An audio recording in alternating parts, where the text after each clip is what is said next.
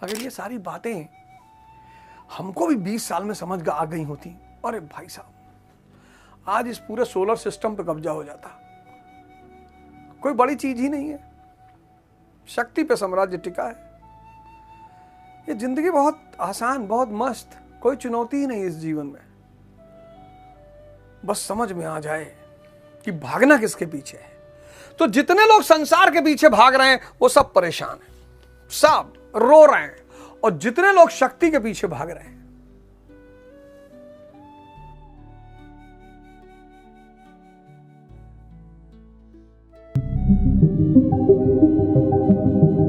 अब हमको लोग ऐसा कह रहे हैं, कहने दो।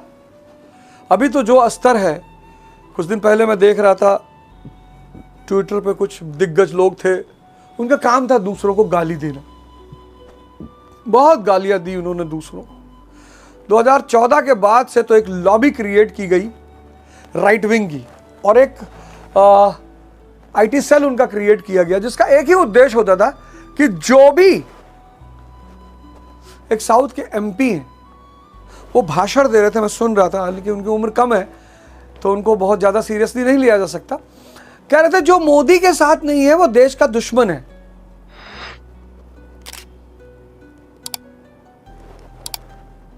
भाई मेरे, अरस्तू के चच्चा,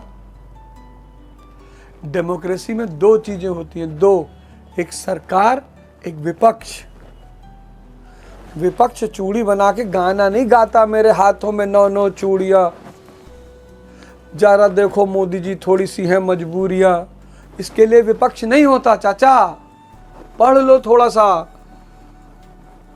विपक्ष का काम है सरकार की आलोचना करना, और अगर सरकार को आलोचना से डर लगता है तो सरकार विपक्ष में बैठे। सरकार वो काम करे जो वो अच्छा कर लेती है। सब बीजेपी अच्छा आलोचना कर लेती है, सड़क पे उतर आती है, प्याज की माला पहन लेती है, और क्या कहते हैं वो सिलेंडर पटक लेती है। बीजेपी विपक्ष के रूप में बड़ी शानदार पार्टी है, बहुत शानदार, मतलब उसकी जितनी तारीफ की जाए कम है। सरकार में आके थोड़ा सा, उनके पास भी अच्छे अच्छे लीडर्स हैं, ऐसा नहीं है कि नहीं है, हैं उनके पास भी। अच्छा रूल किया उन्होंने। वाजपेयी जी का टेन्योर बड़ा प्यारा रहा, और एक से एक उनके अपने कैबिनेट मिनिस्टर से बढ़िया बढ़िया। अब देख के लगता था उन लोगों को पॉजिटिविटी आती थी देख के। जसवंत सिंह, यशवंत सिन्हा और सुषमा स्वराज, ऐसे ऐसे नेता थे, मोहन पारिकर, और मतलब शानदार शानदार नेता उनके पास, प्रमोद महाजन। ऐसा नहीं था कि नेता उनके पास नहीं थे, लेकिन जिस पार्टी को आलोचना से डर लगता है उस पार्टी को विपक्ष में बैठना चाहिए। आप वो काम करो ना जो आपको अच्छा लगता है। तो 2014 से कुछ बड़े विद्वान लोग आ गए थे ट्विटर पे, और साहब जो गाली देते थे, जो भाई साहब रोस्ट करते थे किसी को, और ऐसे ऐसे शब्दों का इस्तेमाल करते थे कि मजा आ जाए गाली सुन के।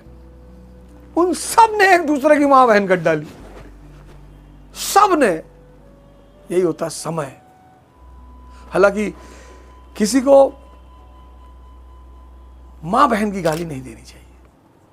गाली बहुत मन कर रहा तो दे दो, कोई बात नहीं है, लेकिन नहीं देनी चाहिए। मेरा ऐसा मानना है कि नहीं देनी चाहिए, नहीं कहना चाहिए। हम सबकी मां एक ही है, हम सब भारत देश में पैदा हुए, वंदे मातरम कहते हैं हम, तो वैसे गाली दे लो, पर नहीं करना चाहिए। तो दुनिया एक बहुत बड़े संकट में फंस चुकी है, बहुत बड़े। आप इसका मजा मत लीजिए, थोड़ा सा होशियार हो जाइए, जागरूक हो जाइए, थोड़ा सा जाग जाइए। कुछ अनाज घर पे रख लीजिए, कुछ अपनी व्यवस्था एक इमरजेंसी की कर लीजिए, क्योंकि बहुत काले बादल मंडरा रहे हैं। ईरान का इतिहास बड़ा प्यारा है, बहुत प्यारा। एक तो उनकी ज्योग्राफिकल टेरेन बहुत अच्छी है। एक बार वो दुश्मन को नीचे फंसा ले जाएं,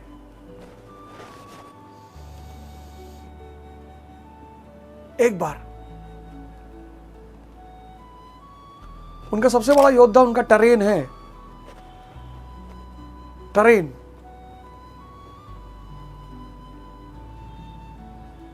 वो जानते हैं बेटा नीचे आ जाओगे तो वापस नहीं जाने देंगे। और यार किसी की संपत्ति को भी लूटोगे ना तो उसको दुख तो होगा ही। भाई ईरान को न्यूक्लियर बॉम्ब नहीं बनाने दोगे, क्यों नहीं बनाने दो? इसीलिए ना कि तुम उसकी संपत्ति को लूट सको। भाई समृद्धि वाला आदमी अगर ताकतवर हो जाएगा तो आप उसकी संपत्ति को नहीं लूट पाओगे। ये जो न्यूक्लियर प्रोलिफरेशन ट्रीटी और ये सब आया कि न्यूक्लियर एनर्जी का विस्तार, उसका मेन उद्देश्य क्या था? ये वेस्टर्न पावर्स चाहती थी कि 2 4 5 लोगों के पास न्यूक्लियर बॉम्ब रहे बस, जिससे हम पूरी दुनिया को एक्सप्लॉइट कर सकें, लूट सकें, डर दिखा सकें। आज भारत पर हमला करने से पहले कौन सोचेगा ना, इंदिरा गांधी का उसमें बहुत बड़ा रोल है, अटल बिहारी वाजपेयी का उसमें बहुत बड़ा रोल है, एपीजे कलाम का उसमें बहुत बड़ा रोल है। ये वो लोग हैं जिन्होंने भारत को न्यूक्लियर पावर बनाया। मतलब सलाम है जवाहरलाल नेहरू को।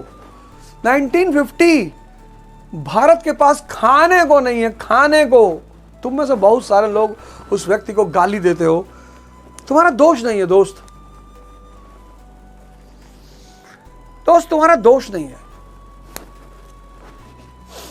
तुम पढ़े ही नहीं, तुम तो सुने।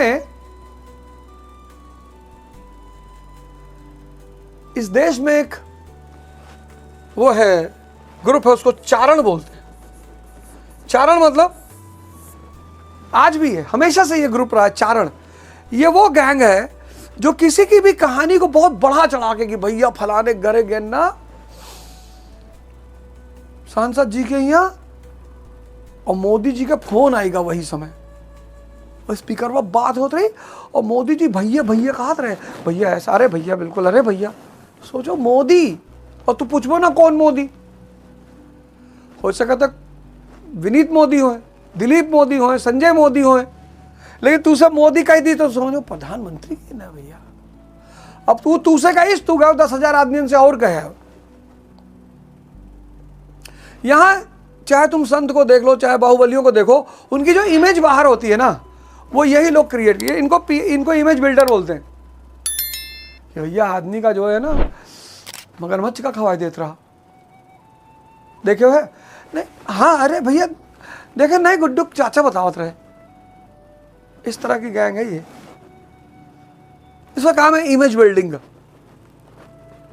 वो सनी देओल की कोई फिल्म थी ना जिसमें कहता है भूदेव जी है और यहाँ के राजा हैं, माई बाप है, भगवान है, तो सनी देओल कहता नहीं है अब कुत्ते बताएंगे कि शहर का मालिक कौन है। तो मूवी जो तुमने देखी, ऐसे हर संत, हर बड़े आदमी के पास ऐसे 10 15 20 लोगों की गैंग है जिनका सिर्फ एक काम है, इमेज बिल्डिंग।